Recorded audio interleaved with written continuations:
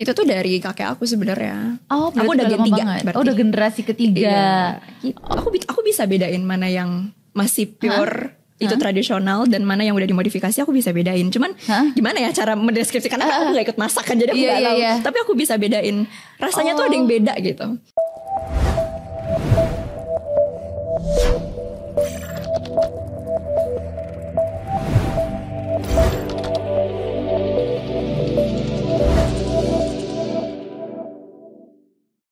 Hai guys, welcome back di Bukan Bincang Biasa bersama aku Nadia Ledrus. Dan di episode kali ini aku bersama dengan Tara.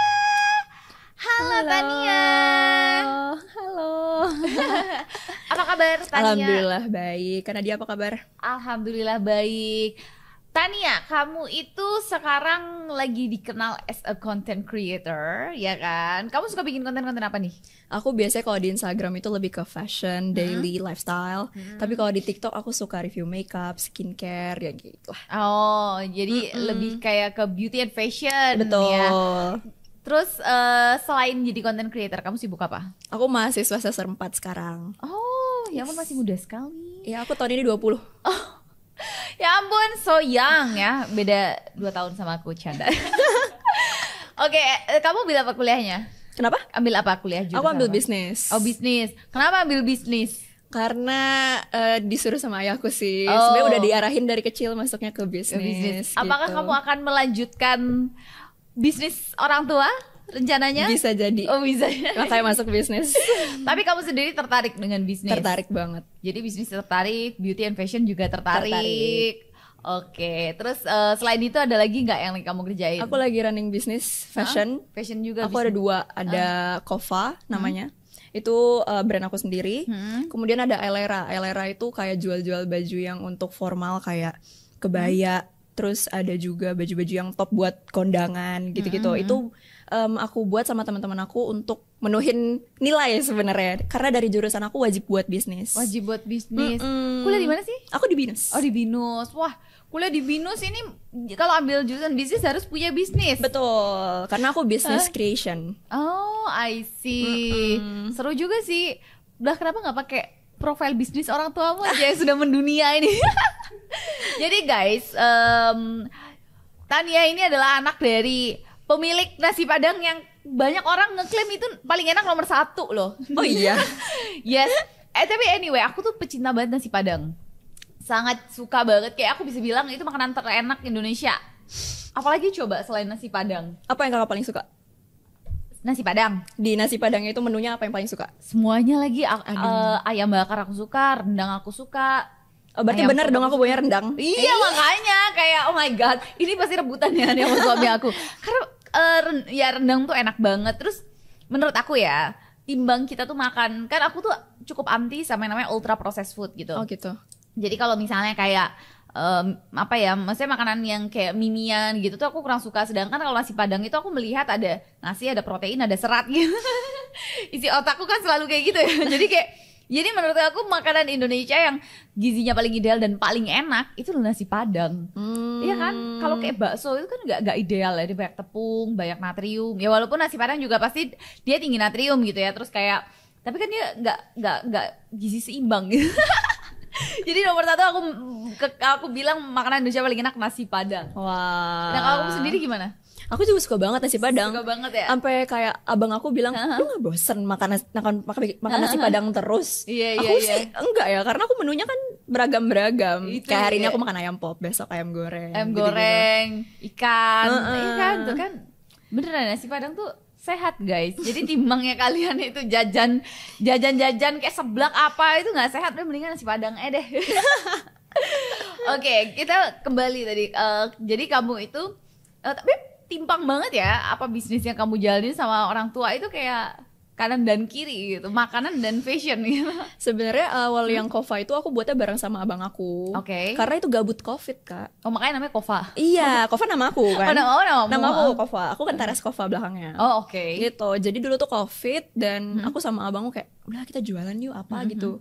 Karena emang aku biasanya pakai hijab, fashion, jadinya yaudah deh kita buat brand hijab. Kakak bagian operasional, nanti kamu bagian marketing kata dia gitu. Jadi model marketing itu aku yang handle. Gitu. Soalnya bertiga sih sama pacar abang aku juga. Jadi berarti ini kan hijab fashion gitu-gitu ya si Kova ini itu udah dari waktu pandemi. Dan kalau yang tadi yang satunya yang kamu sendiri, Elera itu baru tahun kemarin. Bedanya apa Kova sama Elera? Kalau Kova sekarang tuh lebih jual ke basic wear, tapi kalau Elera itu lebih ke formal occasion, untuk occasion gitu, buat event lah. Buat event. Tapi apa sih yang membuat kamu tuh tiba-tiba tertarik sama fashion gitu? Dulu itu sebenarnya aku awal ngonten itu kelas 5 SD. 5 SD udah bisa ngonten, udah ada sosial media ya? Udah. Jadi dulu itu waktu aku kelas 2 SD aku ditinggal abang aku pesantren. Jadi dia pesantren tuh SMP dan juga SMA. Jadi aku ditinggal dan jadi aku gak punya teman karena aku cuma 2 kakak beradik. Akhirnya ayah aku kasih aku gadget. Di situ aku ngeliatnya tuh banyak orang yang ngupload YouTube dan pada saat itu yang viral squishy slime. Oh ya, dari Ricis jangan. Iya kan. Tapi sebelum itu aku udah mulai duluan dari Ricis itu. Jadi aku sama teman aku waktu itu, tetangga aku namanya Aurel. Kita ngelihat ada salah satu teman kita, dia ngepost di YouTube squishy-squishyan juga. Kita tertarik kan. Akhirnya dengan fasilitas yang dikasih sama ayahku, aku dikasih iPad dan HP. Ya udah aku buat konten dari situ. Buat squishy slime gitu-gitu dan ternyata banyak banget yang suka. Akhirnya ayah ngelihat potensi aku kalau misalkan aku tuh bisa gitu ngomong di kamera. Pede gitu di kamera. Aku juga belajar ngedit sendiri. Dulu tuh apa ya, iMovie yang paling gampang ya. Iya, yang paling gampang kan dari iMovie. Terus akhirnya ayahku dikit-dikit fasilitasin dari kamera, tripod, sampai modal squishy kan. Squishy tuh mahal loh. Aku baru tahu loh. Kayak aku baru nggak sekarang, oh ternyata squishy tuh mahal ya. Berapa sih, aku gak pernah beli. 300.000. Hah? Oh iya? Dan itu fungsinya cuma buat diremet pencet dong. Apa itu squishy? Sebel banget. Mahal banget ya? Iya mahal banget. Ada yang juga sampai 600 tapi kayak gede gitu sih. Gede. Terus habis itu pas aku beranjak SMP SMA udah mulai ganti pelan-pelan. Akhirnya SMA aku udah mulai banting setir ke fashion. Iya, karena udah gak viral lagi kan squishy. Udah jadi akhirnya lebih ke daily life, day my life juga dulu itu. Gitu. Tapi emang kamu anaknya suka dengan suka fashion ya, suka mix and match. Karena emang mama aku termasuk ibu-ibu gaul lah gitu. Ibu-ibu sosialita. Jadi kayak aku ngeliat mama aku pakai baju ini, baju itu, aku pengen juga gitu. Jadi dari SMA aku suka mix and match. That's why akhirnya kamu beralih ke fashion. Nah, tapi anyway di keluarga kamu itu sebenarnya ada yang asli Padang nggak? Asli Padang. Jadi kakek dan nenek aku dari sisi mama dan ayahku keduanya Padang. Gitu. Tapi for now aku emang tinggalnya di Jakarta. Tapi dulu itu aku dari lahir dan besarnya di Palembang. Oh, bukan di Padang? Bukan. Jadi aku cuman keturunan aja, cuman inti-inti sarinya aja. Oke. Lah ibu bapak berarti juga dong? Mereka juga lahirnya di Jakarta. Bukan di Padang. Tapi gimana bisa membuka usaha nasi Padang yang segong itu? Itu tuh dari kakek aku sebenarnya. Aku udah gen 3. Udah generasi ketiga. Iya, gitu. Oke. Aku pengen nanya deh. Aku tuh beberapa kali ke Padang. Tapi entah kenapa ya, apa perasaanku dong, enakan nasi Padang di sini daripada di sana. Kayak gak sesuai ekspektasi, maksudnya kayak beda banget gitu. Mungkin karena mereka kan emang udah masih tradisional. Masih tradisional. Kalau kita kan udah dimodifikasi ya. Iya. Disesuaikan sama lidah orang sini. Apa sih yang membedakan? Ya biasanya lebih dimudokin. Ada yang aslinya nggak gitu. Aslinya tuh apa ya? Aku bisa bedain mana yang masih pure. Itu tradisional dan mana yang udah dimodifikasi aku bisa bedain. Cuman gimana ya cara mendeskripsikan, aku gak ikut masak kan, jadi aku gak tahu. Tapi aku bisa bedain. Rasanya tuh ada yang beda gitu. Dari warna pun kelihatan. Mungkin aku sudah terkontaminasi sama Padang-Padang yang ada di Jawa gitu. Jadi aku mindsetnya Padang tuh kayak gini, pas aku datang ke Padang kok beda gitu. Iya kan? Ada yang bilang juga pagi sore manis. Ya karena mungkin mereka udah biasa makan yang tradisional ya. Atau nasi kapau. Tahu nasi kapau gak? Tahu. Nah iya, mungkin itu bedanya apa lagi? Nasi kapau tuh apa ya? Mungkin kalau menurut aku penyajiannya mungkin beda ya. Kalau mereka kan kita datang antri, masukin ke nasi satu-satu gitu kan. Kalau nasi kapau. Oh gitu. Iya, Oh jadi kita ngambil sendiri. Iya, ngambil sendiri. Enggak yang di meja dihamburin kayak di pagi sore tuh enggak, beda dia. Iya. Dari segi rasa pun juga beda sih. Lebih kental tradisional gitu lah. Yang nasi kapau. Tapi sama-sama dari Padang. Sama dari Padang. Oh, oke. Nah, Aku tuh nggak ngerti, apalagi kadang ya kalau lagi akhir bulan gitu kan, aku belinya yang padang-padang pinggiran yang harganya murah ya. Itu lebih modok lagi, makanya kayak aku bilang kayak apa ya yang beda gitu. Oh ternyata karena sudah dimodifikasi. Oh oke. Tuh jadi itu pembedanya. Oh nah terus tapi kamu sendiri ada nggak rencana kayak pengen terusin nih nanti? Pasti, makanya aku masuknya bisnis. Karena dulu malah aku maunya masuknya masak. Kenapa gitu? Karena mama aku tuh bisa masak. Dia ngeliat dikit, cicip. Oh dia tahu dah ini resepnya ini. Dia bisa masak. Iya, dijamin bisa sama persis. Serius. Oh, iya? Nah jadinya karena aku sering ngeliat mamaku masak, nenek aku masak. Nenek aku bisa loh nimbang pakai tangan sendiri. Karena udah sering masak lagi. Valid. Beneran dicek. Jadi ngambil cabe. Oke. Nek ngambil 50 gram misalkan. Dia udah ngambil terus ditimbang. Paling 53. Ya kan cabe kan beda-beda ya. Tapi tetap segituan dia bisa. Jadi aku ngeliat keluarga aku dengan sesering itu masak. Jadi aku suka gitu kan. Dan awalnya itu ayahku, aku ngomong lah ke orang tua aku mau kuliahnya masak. Orang tua aku udah nanyain aku mau kuliah jurusan apa tuh dari SMP. Iya. Jadi bisa diatur lah, bisa diarahin kan ke depannya kayak gimana. Aku bilang mau masak, tapi lama-kelamaan aku dibilang sama abang aku bilang kayaknya lebih baik kalau misalkan masuknya ke bisnis atau yang mendekati itu. Tapi jangan ngambil masaknya. Kalau kan mau masak, aku kan berarti D3 atau D4. Itu bisa dijadiin kursus lah atau selingan atau belajar dari mana gitu.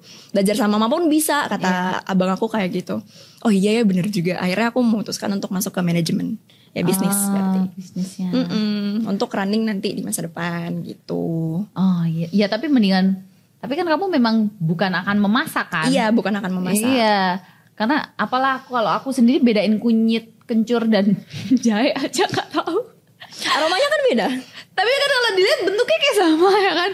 Kayak ini yang mana yang kunyit, mana yang kencur, mana yang jahe. Iya kan bentuknya mirip-mirip. Bentuknya mirip ke gitu. akar-akar gitu kan. Kayak akar-akar gitu, ya ampun. Apakah syarat menantu masih seperti itu ya kan? Harus bisa bedain 3 itu ya kan? Pasti aku udah gak lulus sih. Oh gitu. Jadi awalnya pengen jurusan masak tapi and then ke bisnis. Dan juga content creator. Nah katanya kamu juga termasuk yang sedang acne fighter. Iya. Nah itu gimana ceritanya kamu awal mula ngalamin acne? Jadi pertama kali aku jerawatan itu waktu COVID. Oke. Nah waktu itu COVID kita kan tahu ya, waktu itu ada viral masker yang yang nggak BPOM.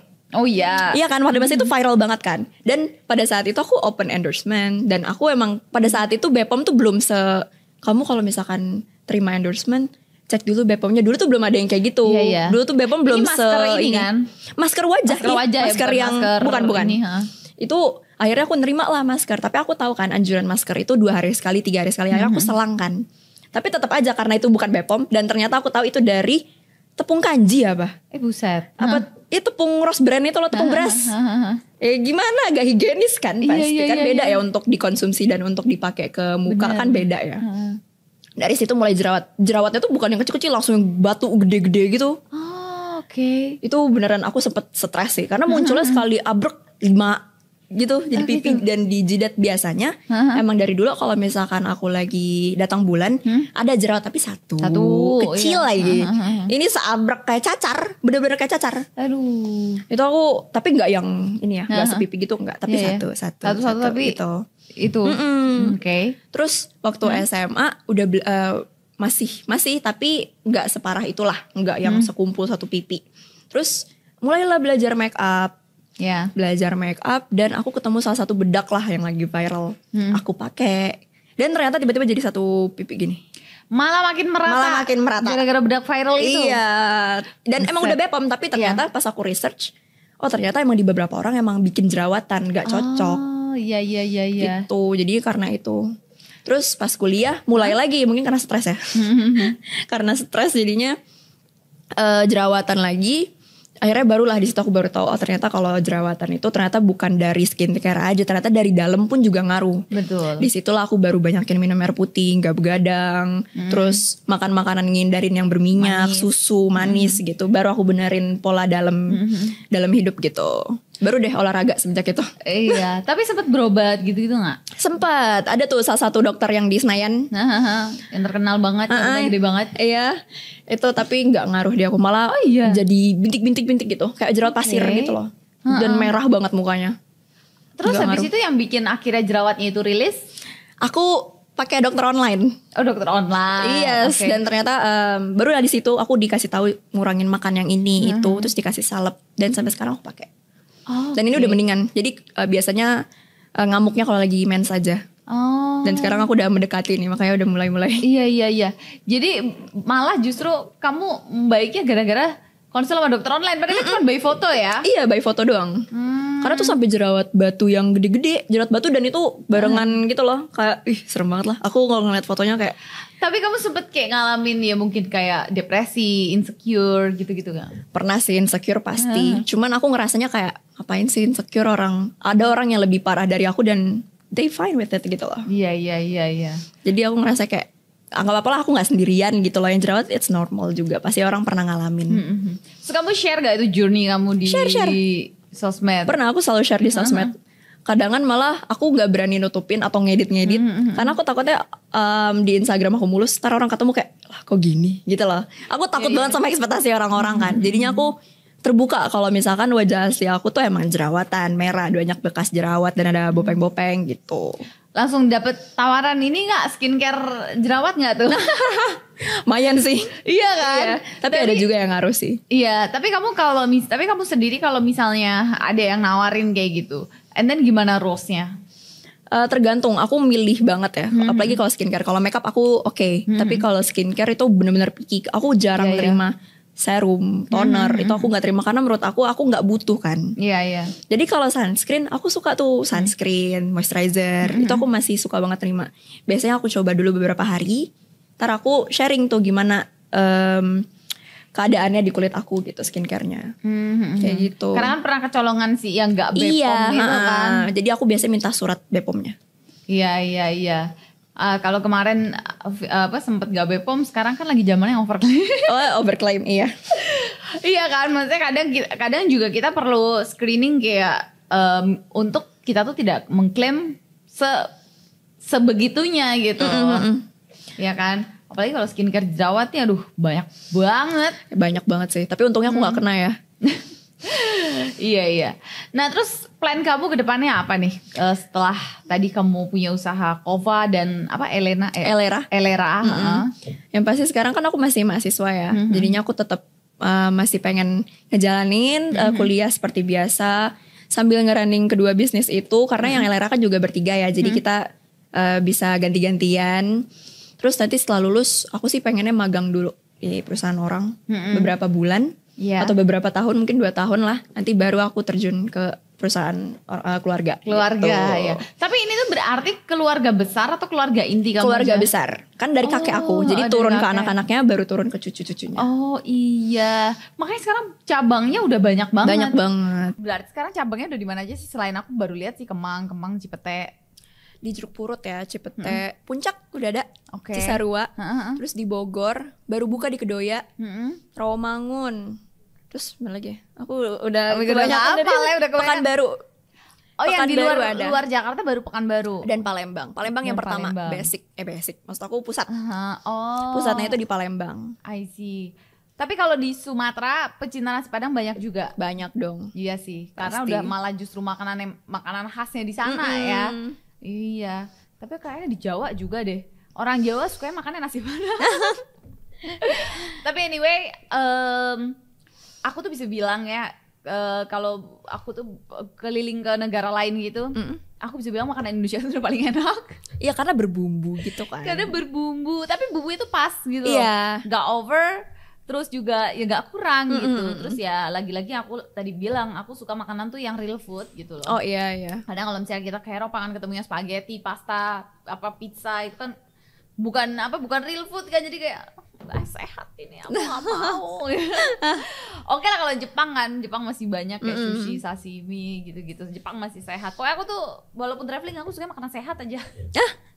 Bagus dong ya, konsisten. Iya konsisten gitu. Eman-eman nanti hasil nge-gym kita gak sia-sia ya nanti. Sia-sia.